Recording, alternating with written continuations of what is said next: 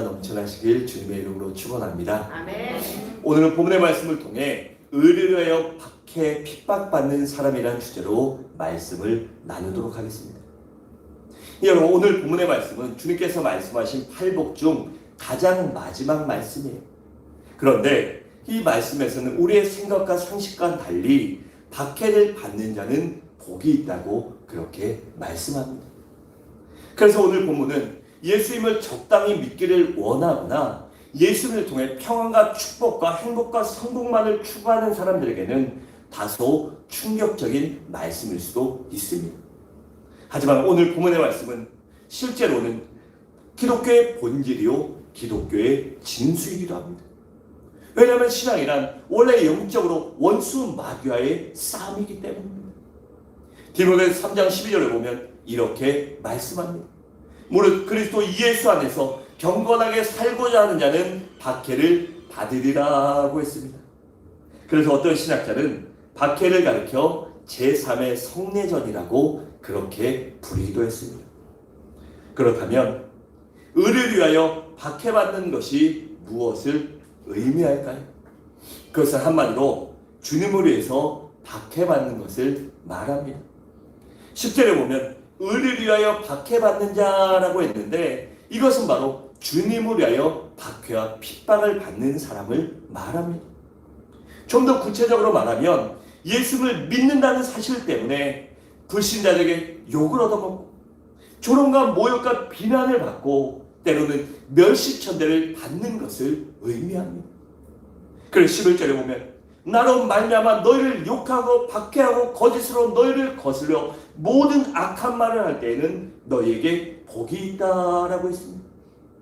그리고 의를 위하여 박해받는다는 말씀은 예수 믿는다는 사실 때문에 물질적으로도 손해보는 것을 의미합니다. 여러분, 초대교인들을 보면 예수 믿는다는 사실 때문에 이 가족들에게 전 재산을 몰수당하기도 하고 직장에서 쫓겨나기도 하고 가정과 사회에서 매장당하기도 했습니다. 우리나라 초창기도 마찬가지였죠. 아니, 불과 몇십 년 전만 해도 이 예수 믿는다는 사실 때문에 집안에서 많은 어려움을 겪는 분들이 많이 있었습니다. 때로는 장자임에도 불구하고 상속 한 번 받지 못하고 쫓겨나기도 하고 직장에서 예수 믿는 사실 때문에 쫓겨나기도 하고 심지어 안식일을 지키기 위해 신앙의 지조를 지키기 위해 좋은 직장과 많은 연봉을 포기하는 사람들도 많이 있었습니다. 그래서 시므리서 10장 34절에 이렇게 말씀합니다. 너희가 갇힌 자를 동정하고 너희 소유를 빼앗기는 것도 기쁘게 당하는 것은 더 낫고 영구한 소유가 있는 줄 알미라고 했습니다.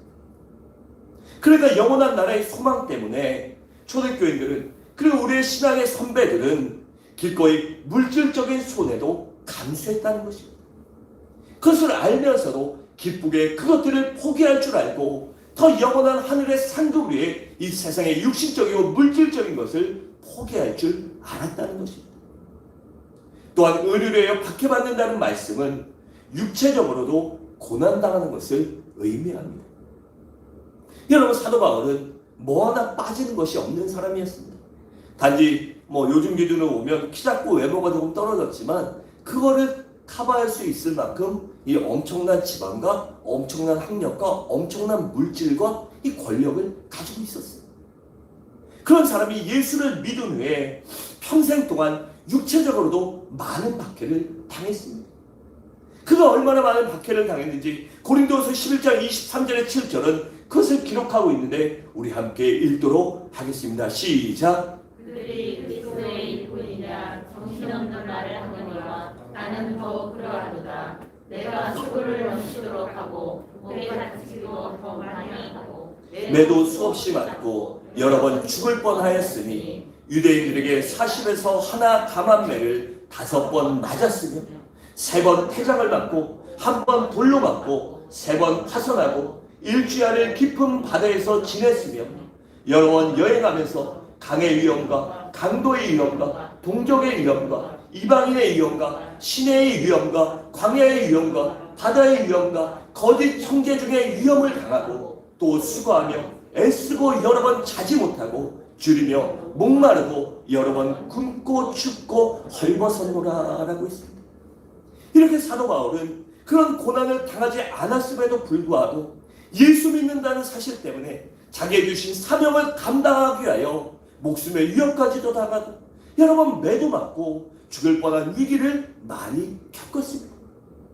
그래서 한마디로 사도 바울은 그 인생과 삶을 통해 그 자신의 몸에 예수의 흔적 때문에 그 예수 믿는다는 사실 때문에 온몸과 삶이 상처투성이의 삶을 살았습니다. 그래서 갈라디아서 6장 17절에서는 그가 이렇게 고백해요.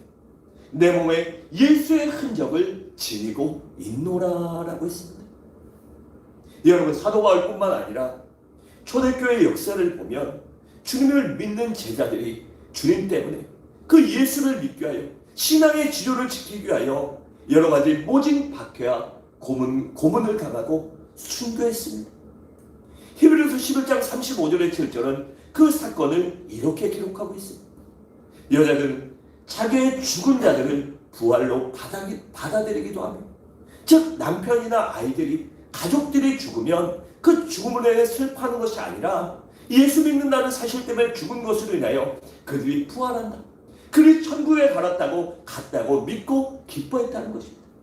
또 어떤 이들은 더 좋은 부활을 얻고자 하여 심한 고문을 받되 구차에 풀려나기를 원하지 아니하였습니다.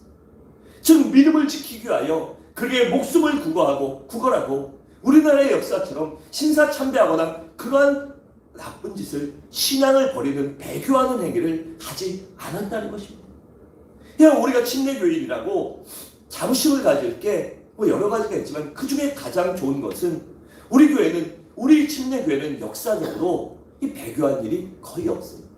외정 때도 초창기에 우리나라 기독교가 들어오면 여러 가지 교단들이 많이 들어왔는데 그 중에 유일하게 신사참배를 거부하고 외정 때 가장 많은 목사님이 죽은 교단이 바로 침례교단입니다. 대다수 교단들은 신사참배하고 그것이 하나님의 뜻이다, 때로는 이렇게 살아남아야 한다고 이 믿음과 신앙을 저버렸습니다. 그래서 일부 교단과 일부 교회들에서는 그 역사적인 과오를 회개하는 일도 있었지만, 그래서 우리나라 침례교회가 그냥 말하기를 침침하다고 하는 거예요. 왜냐하면 외정 이후에 페닉스 선교사의 이 신앙관 때문에 이 말세 신앙, 후기 말세주의 이런 주의로 인해서 교육을 많이 하지 않았어요. 그리고 본질적으로 우린 목숨 바쳐 주님을 섬긴다라는 이 교육 때문에 이 목사님들이 대다수 외정 때 신사참배 안 하고 순교했어요. 그러니 교계의 지도자들이 외정이 끝나고 나서 6.25 때까지 남아나지를 않았어요. 그러니까 일을 할 수 있고 이끌어갈 수 있는 이 지도자들이 다 순교했기 때문에 이 교회가 해방 후에 그리고 전쟁 후에 많이 성장하지 못했던 것입니다. 그래, 그것이 아픔이지만 우리는 그런 자긍심을 가지고 살아야 돼요. 또 본문으로 넘어가서 36절에 보면 또 어떤 이들은 조롱과 채찍질뿐 아니라 결박과 옥에 갇히고 시련을 받았으며 돌려치는 것과 통으로 켜는 것과 시험과 칼로 죽임을 당하고 양과 염소의 가죽을 입고 유리하여 궁핍과 환난과 학대를 받았으니라고 했습니다. 이처럼 초대교회 성도들은 예수 믿는다는 사실 때문에 그 자신의 믿음을 지키기 위해 여러 가지 어려움과 박해를 감수할 줄 알았던 것입니다. 그리고 구약 성경을 보면 이루 말할 수 없는 믿음의 선진들이 의를 위하여, 이 복음을 위하여, 믿음을 위하여 박해를 받았습니다. 여러분, 그런데 중요한 것은 모든 핍박과 박해가 다 의로운 핍박이 아니라는 것입니다. 다시 말해 성경적인 핍박이 아닌 것들도 있습니다. 가령 자신의 실수와 죄로 인해 당하는 핍박이나 쓸데없이 누구를 반대하여 당하는 핍박, 때로는 자신의 고집이나 이 성격이나 그것들이 잘못된 걸로 인하여 교만 때문에 당하는 핍박, 그리고 자신의 어떤 이 광신도적인 신앙 때문에 당하는 핍박, 또 대의명분을 위한답시고 당하는 핍박 등은 이것들이 아무리 사람들에게는 옳게 보이고 정당하게 보일지라도 성경적인 핍박이 아님을 우리는 잊지 말아야 합니다. 그래서 이런 코로나 때 지금 어렵지요. 지금 교회가 쓸데없이 핍박당하는 것이 아니라 이 잘못된 사람들 때문에 그들 때문에 핍박을 더 당하는 것입니다. 그래서 교회 다닌다, 어디 교회 모인다라고 하는 게 왜 이렇게 부끄러워졌고, 또 외정 때나 6.25 때까지만 해도 그때도 예배를 이렇게 전면적으로 성도들이 모이지 못하는 때는 없었어요. 그런데 왜 이렇게 됐어요? 그래, 잘못된 믿음과 잘못된 신앙 때문에 광신도적으로 그들이 모여서 지금 집회하지 말라고 하면 모이지 않아야 되는데 마스크도 안 쓰고요, 뭐 별짓을 다 합니다. 사람들만 붙여놓고 그렇게 해요. 그래, 당연히 탈이 날 수밖에 없지요. 그런 것 때문에 그들이 자신만 받으면 되는데 멀쩡한 교회들까지 박해를 당하고 있어요. 여러분, 그 모든 것들이 성경적인 핍박이 아님을 깨달아야 합니다. 그리고 우리는 그렇게 이러한 것들을 올바로 구분할 수 있는 영적인 지식과 또한 성경 말씀을 온전히 알아야 하는 것입니다. 그래야 우리가 성경을 바르게 알고 성령님을 바르게 믿을 때 바르게 행할 수 있고 바르게 살아갈 수 있고, 그런 바른 삶으로 인해 하나님께 칭찬과 상급을 쌓는 사람이 될 수 있는 것입니다. 둘째로, 그렇다면 왜 우리가 박해를 당하냐 하는 것입니다. 다시 말해, 왜 주님께서 우리에게 박해와 핍박을, 왜 사랑하는 자녀들에게 그 어려운 모든 고난을 허락하시냐는 것입니다. 그러니까 이 박해를 통하여 우리가 얻을 수 있는 유익이 있기 때문에 그것을 허락하시는데, 그 유익이 무엇이냐는 것입니다. 먼저는 이 박해를 통한 유익은 내가 박해를 받았다면 그것은 내가 확실히 구원받았다는 증거이기 때문입니다. 여러분, 내가 예수 믿고 구원받는 순간 마귀와 세상은 나를 싫어합니다. 왜일까요? 내가 마귀의 자녀에서 하나님의 자녀로 신분과 소속이 바뀌었기 때문입니다.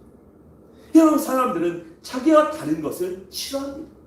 그리고 마귀는 특별히 자기의 소속이었던 애가, 자기의 부하가 하나님의 자녀로 거듭났으니 얼마나 속상하고 얼마나 화가 나겠습니까?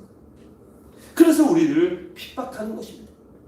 요한복음 15장 18절과 19절을 함께 읽도록 하겠습니다. 시작. 세상이 너희를 미워하면 너희보다 먼저 나를 미워할 줄 알라. 너희가 세상에 속하였으면 세상이 자기의 것을 사랑할 것이나 너희는 세상에 속한 자가 아니요 도리어 내가 너희를 세상에서 택하였기 때문에 세상이 너희를 미워하느니라. 아멘. 이렇게 소속이 다르기 때문에 우리가 박해와 고난을 당하는 것입니다.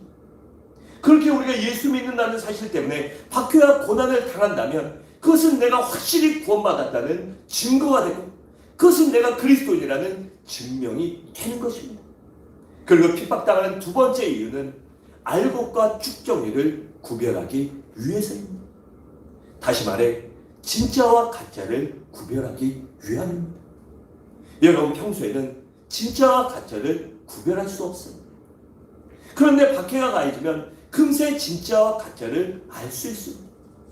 진짜는 끝까지 신앙의 지름을 지키지만 가짜는 신앙을 포기하고 맙니다. 그래서 토마스 왓슨이라는 이 신학자가 이렇게 그것을 표현했어요. 가짜 신자는 주님을 따라 감람산까지는 갈 수 있지만 그러나 갈보리까지는 가지 않는다. 하지만 진짜 신자는 오직 진짜 신자만이 갈보리까지 주님과 함께 간다라고 그렇게 표현했습니다. 그리고 진짜 성도는 주님을 위해 고난당하는 것을 기쁘게 여기고 당연한 것으로 받아들이고, 그리고 기쁘게 그 고난을 감당할 줄 압니다. 그래 베드로는 4장 10절과 16절은 이렇게 말씀합니다. 사랑하는 자들아, 너희를 연단하러 오는 불시험을 이상한 일 당하는 것으로 여기지 말고 오히려 너희가 그리스도의 고난에 참여하는 것으로 즐거워하라. 이는 그의 영광을 나타내실 때 너희로 즐거워하고 기뻐하게 하려 하십니다. 너희가 그리스도 이름으로 치욕을 당하면 복 있는 자로다. 영광이요 곧 하나님의 영이 너희 위에 계시리라. 너희 중에 누구든지 살인이나 도둑질이나 악행이나 남의 일을 간섭한 자로 고난을 받지 말려니요. 만일 그리스도인으로 고난을 받으면 부끄러워하지 말고 도리어 그 이름으로 하나님께 영광을 돌리라고 했습니다. 즉 우리가 잘못하고 범죄하는 것으로 고난 당하지 말고 성도들은 그리스도의 영광을 위해 예수 믿는다는 사실 때문에 그 사명을 감당하기 위해 고난을 당한다면 기쁘게 여기라는 것입니다. 왜일까요? 마지막 날 우리에게 영광을 나타내실 때, 즉 하나님의 영광 중에 예수 그리스도가 재림하실 때 우리가 그 기쁨의 야채에 참여할 수 있기 때문이라는 것입니다. 그리고 우리가 박해를 당하는 세 번째 이유는 신앙의 성숙을 위해서입니다. 여러분, 핍박과 박해는 내 속에 남아있는 이 죄성과 독성과 악한 본성을 제거하는 데 아주 중요한 약이 됩니다. 마치 맷돌이 단단한 콩을 갈아서 어떻게 만들죠? 콩가루를 만듭니다. 그래서 먹을 수 있고 요리할 수 있게 만들지. 그리고 조각가가 큰 돌을 어떻게 합니까? 그것을 정으로 깨고 기계로 깨서 다듬어서 아름다운 작품을 만듭니다. 이처럼 이 하나님은 이 고난과 박해라는 이 도구를 사용하셔서 우리의 신앙과 인격과 삶을 다듬어 나가시고 우리를 아름답고 성숙한 그리스도인으로 만들어 나가시기 때문입니다. 여러분, 대부분의 사람들이 고난을 통해 자아가 깨지고 교만과 고집이 깨어지고 겸손해지고 다듬어지는 진정한 변화가 일어나기 때문입니다. 제가 또 너무 심각한 얘기를 해서 잠깐 인터넷에서 본 얘기를 하나 전할게요. 거기 보면 어떤 사람이 이렇게 그 EBS 특강에 나서 얘기했더라고요. 우리가 직장 생활하고 사회 생활하면서 우리가 바뀐다고 생각하는데 바뀌는 게 아니라 적응하는 적응력이 높아지는 것이다. 사회생활하는 사회력 수치가 플러스 1, 플러스 2 상승하는 것이다 라고 얘기하더라고요. 왜냐하면 여러분, 요새 아이를 어떻게 키워요? 다들 귀하게 키우잖아요. 다들 귀하게 키우고 특히 부모들은 나보다 아이가 더 잘 살기 원하고 내가 못 해본 것 아이 하기 원하고 나는 좋은 옷 못 입고 배우고 싶은 거 못 배웠는데 내 자식만은 나보다 잘 배우기 원하고 나보다 잘 되기 위해서 많이 가르쳐 주다 보니까 이 아이들이 저희 세대 70년대 80년대 그 세대부터는 조금 이 사회생활 하는데 옛날 어른들처럼 잘 견디질 못해요. 그래서 좀만 하면 애쉬하고 나가고 막 그래요. 못 견디면 어떻게 돼요? 그냥 이 사회력이 생기지 않기 때문에 직장 생활도 못하고 떠돌게 되는 거죠. 근데 세상에 어느 직장에 가든지 다 더럽고 치사하고 남의 돈 벌어먹고 사는 게 호락호락하지 않을 거 잘 아시죠? 그래서 그걸 참고 견디면서 그 사람의 안 좋은 성품과 안 좋은 것 아니면 인내하지 못하고 욱하는 성격들이 점점 죽어지고 변화되는 거죠. 그래요, 여러분 생각해 보세요. 여러분들이나 저나 그것들이 어느 순간 싹 없어지고 예수 믿는다고 변화됩니까? 아니에요. 내 속에 있는 본성이 바뀌지 않아요. 잘 바뀌지 않아요. 그래서 날마다 기도하고 날마다 주님 앞에 나를 변화시켜달라. 십자가 밑에 우리가 나의 죄성과 악성을 묻어야 하는 것입니다. 그럴 때로는 그것들을 온전히 변화시켜 주시게 하여 더 십자가 밑에 묻게 하기 위하여 고난과 박해를 통하여 우리의 모습을 변화시켜 주시는 것입니다. 그래서 다윗은 시편 119편 67절에 이렇게 고백했습니다. 고난 당하기 전에는 내가 그릇 행하였더니 이제는 주의 말씀을 지키니이다 라고 했습니다. 또 71절에서는 고난당한 것이 내게 유익이라 이로 말미암아 내가 주의 율례들을 배우게 되었나이다 라고 했습니다. 여러분, 이처럼 고난과 박해를 당함으로 여러분의 신앙과 인격이 성숙해지시길 바랍니다. 그것을 그냥 원망과 불평과 좌절하는 기회로 삼지 말고 그 고난과 문제를 통해 우리의 신앙과 인격을 더욱더 다윗처럼 연단하고 훈련하는 믿음의 성도들이 되시길 바랍니다. 또한 고난과 핍박을 당하는 네 번째 이유는 우리에게 체험적인 신앙을 갖게 하기 위해서입니다. 다시 말해 하나님의 살아계심을 우리의 삶을 통하여 체험하게 하시기 위함이라는 것입니다. 여러분, 우리가 체험해야 열심히 신앙생활할 수 있고 열심히 봉사하고 충성할 수 있기 때문입니다. 여러분, 머리로만 아는 신앙, 그냥 머리로만 대충 하는 신앙은 문제와 어려움을 만나면 흔들리고 넘어지고 포기하고 합니다. 하지만 내가 주님의 살아계심을 체험하고 나를 도와주심을 참하고 문제 가운데 나를 건져주신 그 하나님을 내가 만났다면 그 만난 하나님, 나를 건져주시고 나를 살려주시고 나를 도와주시고 나를 승리케 하신 그 하나님을 더욱더 믿음으로 인하여 그 하나님께 기도할 수 있고 더욱더 믿음으로 살아가게 되기 때문입니다. 그래서 어떠한 경우에도 흔들리지 않고 견고하게 신앙생활을 할 수 있기 때문에 우리에게 고난을 허락하시는 것입니다. 우리 고린도서 후서 1장 9절의 10절을 우리가 함께 읽겠습니다. 시작. 우리는 우리 자신이 사형 선고를 받은 줄 알았으니 이는 우리로 자기를 의지하지 말고 오직 죽은 자를 다시 살리시는 하나님만 의지하게 하심이라. 그가 이같이 큰 사망에서 우리를 건지셨고 또 건지실 것이며 이후에도 건지시기를 그에게 바라노라. 아멘. 여러분, 지금까지 나를 건져주시고 도와주시는 하나님이 어떻게 하신다고요? 또 건져주실 것이고 지금 이 코로나와 경제 위기에서도 또 반드시 건져주실 것입니다. 그리고 이번뿐만이 아니라 앞으로 우리의 일평생오는 모든 문제와 어려움 가운데서도 반드시 우리를 건져주시고 도와주시고 살려주심을 믿으시기 바랍니다. 그래서 이처럼 은혜를 체험해야 다시 구하고 믿을 수 있기 때문에 우리에게 체험적인 신앙을 갖게 하기 위해서 문제를 허락하여 주시는 것입니다. 셋째로, 그렇다면 우리 박해를 당할 때 어떻게 해야 할까요? 먼저는 우리 주님을 생각하며 참고 인내할 줄 알아야 합니다. 우리는 누구입니까? 하나님의 자녀이지만 동시에 예수 그리스도의 제자이기도 합니다. 여러분, 제자란 누구입니까? 바로 스승을 닮아가고 따라가는 자들입니다. 우리 주님께서 박해를 받으셨기에 우리들도 제자에게 주님께서 당한 박해를 당연한 것으로 여기고 받을 줄 알아야 합니다. 그래 베드로전서 2장 19절은 이렇게 말씀합니다. 부당하게 고난을 받아도 하나님을 생각함으로 슬픔을 참으면 이는 아름다우나 라고 했습니다. 우리가 예수 믿는다는 것 때문에 부당하게 고난을 당할 때가 있어요. 그럼 부당하게 때로는 욕을 먹을 때도 있고 쓸데없이 핍박을 당할 때도 있습니다. 그러나 그렇게 부당한 고난도 당연하게 여기고 하나님을 생각함으로 슬픔과 그 어려움을 참으면 그것이 우리에게 아름다워지고 그리고 마지막 날 상급이 된다는 것입니다.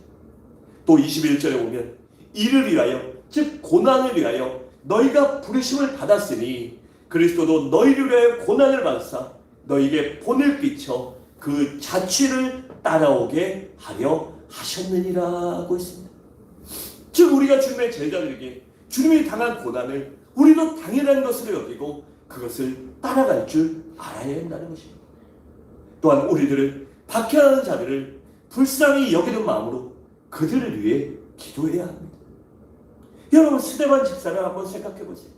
그는 아무런 죄가 없었지만 사람들이 예수 믿는 사실 때문에 그에게 돌을 던지고 그를 결국엔 죽음으로 몰고 갔습니다. 여러분, 이 중동 지방에서 이 돌로 사람을 쳐서 죽인다는 게 어떤 건지 아세요? 저도 그냥 사람 앉혀놓고 아니면 한 군데 몰아놓고 이 돌로 던지는 건 줄 알았어요. 근데 소라야 스토리라는 이 중동의 어떤 여인이 오해를 받고 이 여성의 인권이 유린당하고 있죠, 중동은. 그래서 히잡을 쓰는 이유가 제가 봤을 때는 이 중동이 애들이 이목구비가 뚜렷뚜렷하고 이쁘잖아요. 그 중동 애들이 히잡을 벗으면 이 서구 애들보다 상당히 이쁘거든요. 그래서 아마 이 자기 아내와 자기 여인들을 지키기 위해서 남자들이 이쁜 여자 보면 마음 가고 막 어떻게 찝쩍거리고 싶어 하니까 그 지키려고 다 휴가문 거 아니에요. 그런 이유로 하면서 여성들에게 그 인권과 아주 사람으로서의 이 존재 가치를 아주 그냥 묵인하고 없애버리는 사회에 살아요. 그 어떤 여인이 소레아라는 여인이 그 남편이 자기가 다른 여자랑 바람을 폈는데 그게 걸리자 자기가 욕먹고 사람들에게 이 질타당할 걸 두려워해서 그 자기 아내가 다른 남자와 바람 폈다라고 그렇게 거짓 고백을 해요.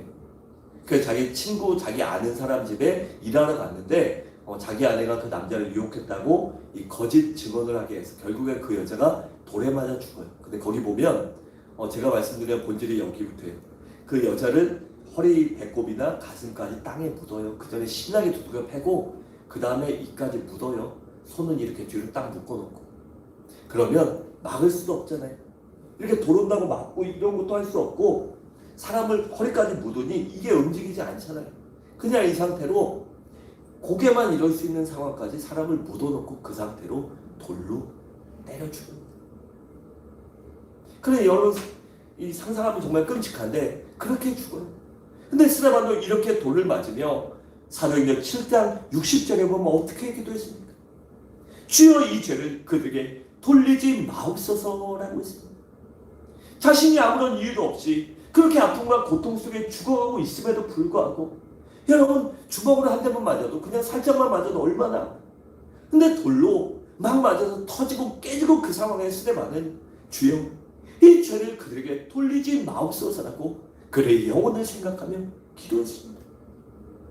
또 로마서 10장 14절에 보면 너희를 박해한 자를 축복하라 축복하고 저주하지 말라라고 했습니다. 여러분 왜 이렇게 성경은 말씀하고 있을까요? 바로 그들이 이 예수 믿는 사람을 핍박하는 자들이 진리를 모르기 때문입니다. 복음의 진리, 영원한 생명을 모르기 때문에 그래서 저들의 영혼을 구원해 달라고 기도하며 그의 영혼을 불쌍히 여겨 달라고 우리 믿는 성도들은 기도해야 하는 것입니다. 그리고 또한 박해를 당할 때 우리 성도들은 오히려 기쁘게 여길 줄 알아야 합니다. 본문 12절에 보면 이렇게 말합니다. 기뻐하고 즐거워하라. 왜지요? 하늘에서 너희의 상이 큼이라. 너희 전에 있던 선진들도 이같이 박해하였느니라고 했습니다. 여러분 박해받을 때 왜 기뻐해야 될까요?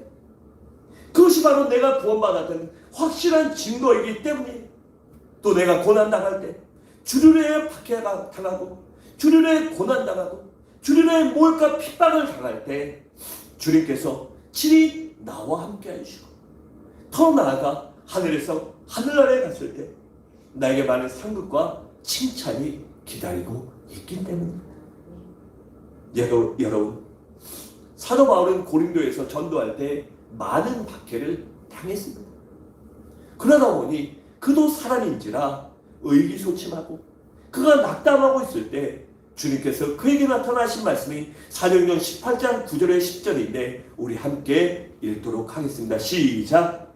네, 주께서 항상 가운데 바울에게 말씀하시되 두려워하지 말며 침묵하지 말고 말하라. 내가 너와 함께 있으되 어떤 사람도 너를 대적하여 해롭게 할 자가 없을 것이니 이 성중에 내 백성이 많으리라. 이렇게 사도 바울에게 나타나셨습니다. 너 하나뿐이 아니야. 이 성중에 나를 믿는 자, 너와 함께 박해당하고 너와 함께 이 사명을 감당할 자들이 아직도 많이 있다. 그러니 너가 너 혼자뿐이라고 그렇게 낙심하지 말라라고 위로해 주셨습니다. 또 로마서 8장 18절에 보면 이렇게 말씀하십니다. 생각건대 현재의 고난은 장차 우리에게 나타날 영광과 좋게 비교할 수 없도다라고 했습니다. 여러분 이 고난이 이 마지막 날 주님의 재림받고 우리가 구원받은 그 순간 영화권을 이룰 때 나타날 영광과 어떻게 해요? 그냥 비교가 아니라 좋게 비교할 수 없다라고 했습니다. 이것은 가히 비교할 수 없다, 감히 비교할 수 없다라고 그렇게 말씀하고 있는 것입니다. 여러분 그렇게 우리가 이 땅에서 주님의 고난과 박해를 당한다면 하늘에 있는 상급을 바라보므로 기쁘게 여기는 여러분들 되시기 바랍니다. 지금 내가 이만큼의 고난을 받으면 그날에 갔을 때 이만큼의 상급이 기다리고 있을 것이고 우리가 이만큼의 고난을 받는다면 그날에 갔을 때 나를 위하여 이만한 상급이 기다리고 있을 것이기 때문입니다. 사랑하는 성도 여러분, 그렇게 고난과 박해를 당할 때 기쁘게 여기는 믿음의 성도들이 되시기 바랍니다. 마지막으로 이렇게 박해를 받은 자의 복이 무엇이냐는 것입니다. 10절에 보면 천국이 그들의 것임이라고 했습니다.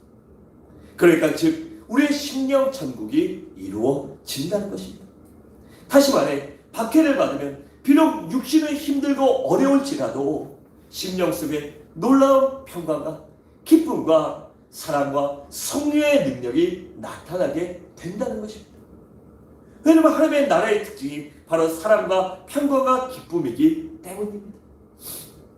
제 얘기를 또 잠깐 할게요. 너무 심각한 얘기하니까 성도님이 다 이러고 계셔서 제가 이 학생 때는 모범생이라서 이 선생님들에게 다른 문제로는 혼나거나 맞은 적이 없었어요. 거의 없었어요, 진짜.